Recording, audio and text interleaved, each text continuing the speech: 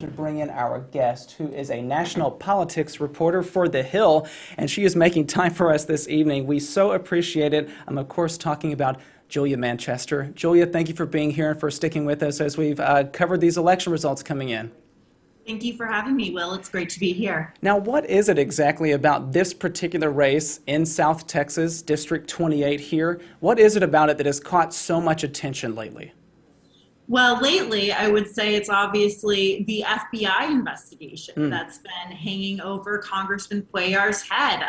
Just last month, or actually in January now, his campaign offices and his home in Texas were raided by the FBI. Now, this is a part of an investigation into ties between Azerbaijan and U.S. businessmen. We know that Henry Cuellar has been a chair of the House Azerbaijan Conference. So there is, or caucus, so there are some flags there. However, Congressman Cuellar very much denying any wrongdoing, has not even given a hint that he would, ever drop out of the race. He said he is in the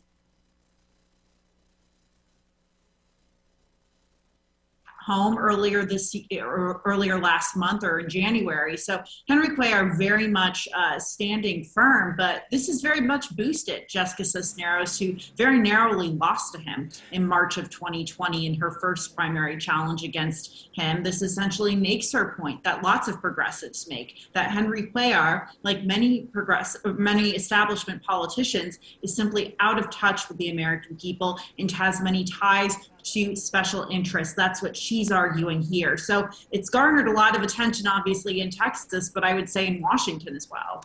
Yeah, we want to highlight Jessica Cisneros. Tell us about her background. And again, you mentioned there that she ran against Henry Cuellar, losing in the Democratic primary just 2 years ago. Well, it's actually ironic because Jessica Cisneros once was Henry Cuellar's own intern. Yeah, that is interesting. Yeah, it's all come full circle in a very awkward way. But she is a human rights attorney. She's a Laredo native. She's hails obviously from this area in South Texas. And she's been backed by the national progressive organizations, Justice Democrats, Our Revolution, the same groups that have very much backed other major progressive lawmakers like Congresswoman Alexandria Ocasio-Cortez from New York. And on top of that, she's also gotten a lot of national attention from major progressives like Senators Elizabeth Warren and Bernie Sanders, Ocasio-Cortez, others. So she is very much seen as the face of the progressive movement, especially in Texas. However, what's so interesting about this district and her primary challenge is that there are a lot of political watchers that would say Henry Cuellar has only survived because he is a conservative or moderate Democrat. In fact, the National Republican Congressional Campaign Committee for a while has not directly targeted Cuellar because he is such a difficult candidate to beat in a general election. However, they are now putting that district on their target list, and sources in Washington on the Republican House campaign arm have essentially told me that they would very much like to run against either of these candidates, because Cuellar obviously has this FBI investigation over his head, and then you have Cisneros, who's very progressive in a district that has voted pretty conservatively in the past. Julia, while I still have you, I want to show you, I had a little bit of a difficulty pulling up the results for that race, but I want to show you where the early voting count stands at this time. So if you'll just bear with me, I'm going to pull that up quickly. There we go. Going all the way to the bottom of our results that we see right here. Here we go. So this is the U.S. House District Democratic primary, what we've been talking about for the past few minutes.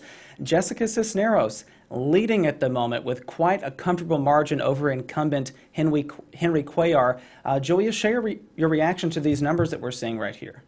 Look, it's obviously early. This margin could absolutely narrow, but look, Jessica Cisneros has a number of factors working in her favor right now. Number one, we obviously have this FBI investigation that has been hanging over Cuellar's head, which could potentially turn away some voters. You also have, of course, and this is not directly connected, but it impacts the race. You have statewide candidates like Beto O'Rourke, for example, who has been paying quite a lot more attention to these border communities. And you have Democrats and progressives paying more attention to these border communities because we know that conservatives and Republicans have performed better there. We know that Donald Trump, for example, performed very well in the Rio Grande Valley in the 2020 elections, and Democrats have been losing ground. So in turn, you've seen them very much paying attention and trying to drive out turnout in these districts. Now, Texas political sources I've talked to have said that someone like Beto O'Rourke campaigning in South Texas would help a Jessica Cisneros because much of Beto O'Rourke's base, a younger voter, for example, a more liberal voter, would probably vote for someone like Jessica Cisneros. So I think that's definitely helping her, but we still, I think, have a long way to go.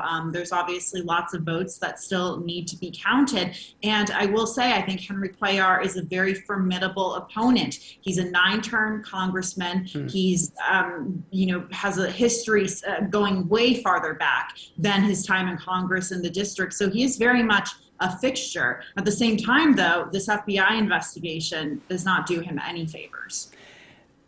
You touched on it a few moments ago, but I really want you to kind of dive into this. A lot of people are looking at this particular Democratic primary and saying it shows kind of the divide between what is happening in the Democratic Party at large with some of the more progressive candidates and those that are considered more centrist.